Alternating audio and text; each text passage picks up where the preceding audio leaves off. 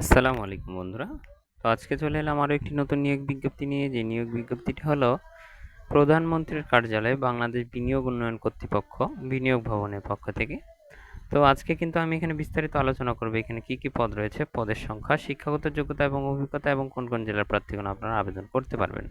তার পূর্বে আমি বলে রাখি যে এখনও যারা আমার চ্যানেলটিকে সাবস্ক্রাইব করেনি তারা অবশ্যই সাবস্ক্রাইব করে বেল আইকনটি প্রেস করে দেবেন যাতে সকল প্রকার চাকরির নোটিফিকেশন আপনার কাছে পৌঁছে যায়। এবং আমার ভিডিওটি কিন্তু শেষ পর্যন্ত দেখার চেষ্টা করবেন, ইনশাল্লাহ ভিডিও স্কিপ করবেন না। তো চলুন শুরু করা যাক। এখানে দেখতেই পাচ্ছেন যে প্রথম যে পদটি সেটি হচ্ছে, এটি কিন্তু 85টি পদের নিয়ে একটি বিশাল নিয়োগ বিজ্ঞপ্তি।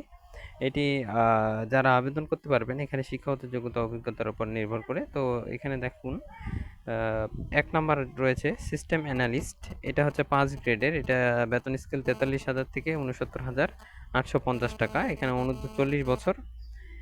শূন্য পদের সংখ্যা 1টি। এখানে বলা হয়েছে কোনো প্রতিষ্ঠানের সরকারি প্রতিষ্ঠানে কম্পিউটার পার্সোনাল বিনিয়োগ বিধিমালা 2019 অনুযায়ী কোনো স্বীকৃত বিশ্ববিদ্যালয় হতে কম্পিউটার সায়েন্স বা কম্পিউটার সায়েন্স অ্যান্ড ইঞ্জিনিয়ারিং বা ইলেকট্রিক্যাল অ্যান্ড ইঞ্জিনিয়ারিং বা ইনফরমেশন অ্যান্ড কমিউনিকেশন টেকনোলজি সংশ্লিষ্ট বিষয়ে অনন্য দ্বিতীয় শ্রেণী বা সমমানের সিজিপিএতে স্নাতক বা সমমানের ডিগ্রি, কোনো সরকারি স্বায়ত্তশাসিত, আধা স্বায়ত্তশাসিত, সংবিধিবদ্ধ প্রতিষ্ঠানে সহকারী system analyst, programmer, computer operator, supervisor হিসেবে অন্য 3 বছরের চাকরি। তারপরে 2 নম্বর যে পদটি রয়েছে সেটি হচ্ছে প্রোগ্রামার। প্রোগ্রামার কিন্তু এখানে দেখতেই পাচ্ছেন আপনারা, প্রোগ্রামার 6তম গ্রেডের চাকরি। এখানে 35,500 থেকে 67,010 টাকা। অনূর্ধ্ব 35 বছর। এখানে একটি পদ রয়েছে। এইখানেও বলা হয়েছে কোনো স্বীকৃত বিশ্ববিদ্যালয় হতে computer science and engineering, electrical and engineering, information and communication technology সংশ্লিষ্ট বিষয় অনন্য দ্বিতীয় শ্রেণী বা সমমানের সিজিপিএ সহ 4 বছর মেয়াদী স্নাতক বা সমমানের ডিগ্রি, কোনো সরকারি স্বায়ত্তশাসিত, আধা স্বায়ত্তশাসিত, সংবিধিবদ্ধ প্রতিষ্ঠানে সিনিয়র কম্পিউটার অপারেটর বা সহকারী প্রোগ্রামার বা সহকারী রক্ষণাবেক্ষণ প্রকৌশলী হিসেবে 4 বছরের চাকরির অভিজ্ঞতা লাগবে। এরপর যে পদটি রয়েছে সেটি হচ্ছে সহকারী পরিচালক। এটা 9তম গ্রেড। এখানে 22,000 থেকে 53,060 টাকা। অনূর্ধ্ব 30 বছর। 5টি পদ রয়েছে। কোনো স্বীকৃত বিশ্ববিদ্যালয় হতে অনন্য দ্বিতীয় শ্রেণী বা সমমানের সিজিপিএতে স্নাতক বা সমমানের ডিগ্রি অথবা অনন্য দ্বিতীয় শ্রেণী বা সমমানের সিজিপিএতে স্নাতকোত্তর ডিগ্রি। এমএস অফিস পরিচালনার দক্ষতা এবং শিক্ষা জীবনে কোনো স্তরে একাধিক তৃতীয় শ্রেণী বা তৃতীয় বিভাগ বা সমমানের সিজিপিএ বা জিপিএ গ্রহণযোগ্য নয়। তৃতীয় শ্রেণীর কোনো সিজিপিএ কিন্তু গ্রহণযোগ্য নয়। এরপরে যে পদটি রয়েছে সেটি হচ্ছে হিসাব রক্ষণ কর্মকর্তা। এখানে একটি পদ রয়েছে।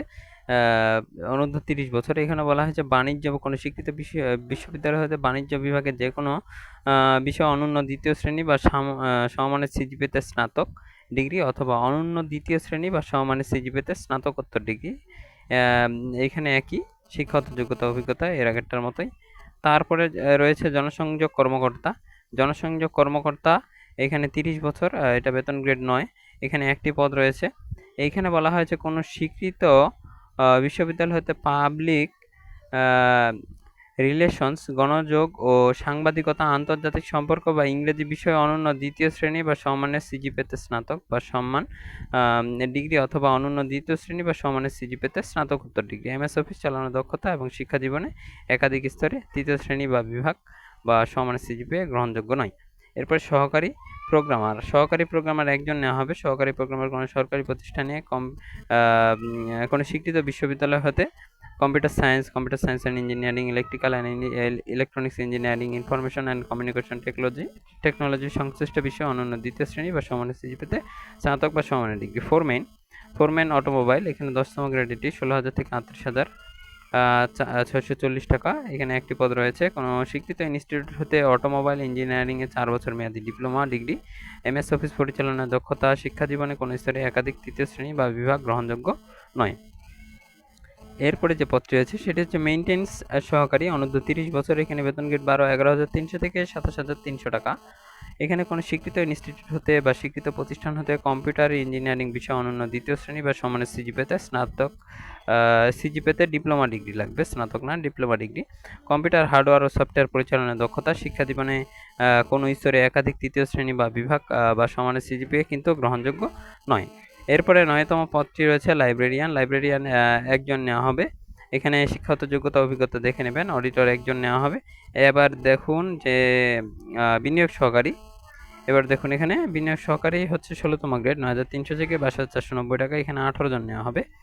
কোনো স্বীকৃত বিশ্ববিদ্যালয়তে অনন্য দ্বিতীয় শ্রেণী বা সমানের সিজিপিএতে স্নাতক ডিগ্রি, এমএস অফিস চালানোর দক্ষতা এবং কোনো শিক্ষা জীবনে কোনো স্তরে এক বা একাধিক তৃতীয় বিভাগ বা শ্রেণী গ্রহণযোগ্য নয়, বা কোনো সিজিপিএ বা জিপিএ গ্রহণযোগ্য নয়। অভ্যর্থনাকারী, এটাও 16তম গ্রেড, এখানে একটি পদ রয়েছে, শিক্ষাগত যোগ্যতা অভিজ্ঞতা দেখে নেবেন। ফটোগ্রাফার 9,300 থেকে 22,490 টাকা, 16তম গ্রেড, এখানে একজন নেওয়া হবে। এখানে দ্বিতীয় শ্রেণী বা সমানের সিজিপিএতে স্নাতক লাগবে।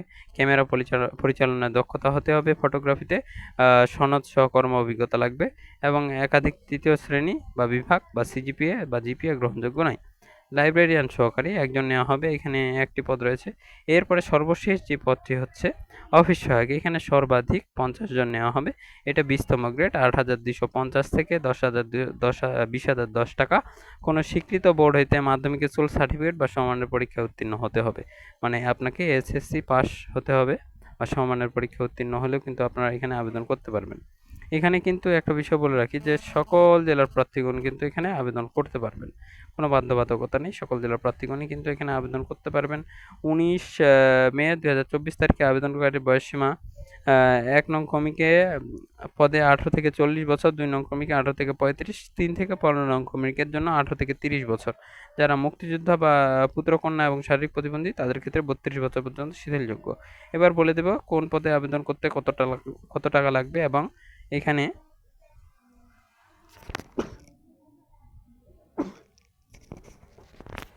কোন পদে আবেদন করতে কত টাকা লাগবে, এবং এখানে আপনার আবেদনের শুরুর তারিখ বা শেষের তারিখ কোনটা। তো এখানে দেখতেই পাচ্ছেন 20 মে 2024 সকাল 10টায় হচ্ছে আবেদন শুরুর তারিখ, এবং 4 জুলাই 2024 বিকাল 5টায় হচ্ছে আবেদনের শেষ তারিখ। তো এর মধ্যে কিন্তু আপনারা আবেদন করে ফেলবেন। এবং আবেদনের ফি ক্রমিক 1 থেকে ক্রমিক 6 এর জন্য 600 টাকা, এবং ক্রমিক 1 থেকে ক্রমিক 6 এর জন্য 600 টাকা। তারপরে ক্রমিক 7 নং ক্রমিকের জন্য 558 টাকা, 8 থেকে 9 নং ক্রমিকের জন্য 335 টাকা, 10 থেকে 14 এর জন্য 223 টাকা, এবং 15 নং ক্রমিকের জন্য 112 টাকা টেলিটক প্রিপেড সিমের মাধ্যমে আপনাকে পেমেন্ট সম্পন্ন করতে হবে। তো এই ছিল বন্ধুরা আজকের ভিডিওতে। যারা দেখলেন ভিডিওটি অবশ্যই ধন্যবাদ। সবাই ভালো থাকবেন, সুস্থ থাকবেন। আসসালামু আলাইকুম।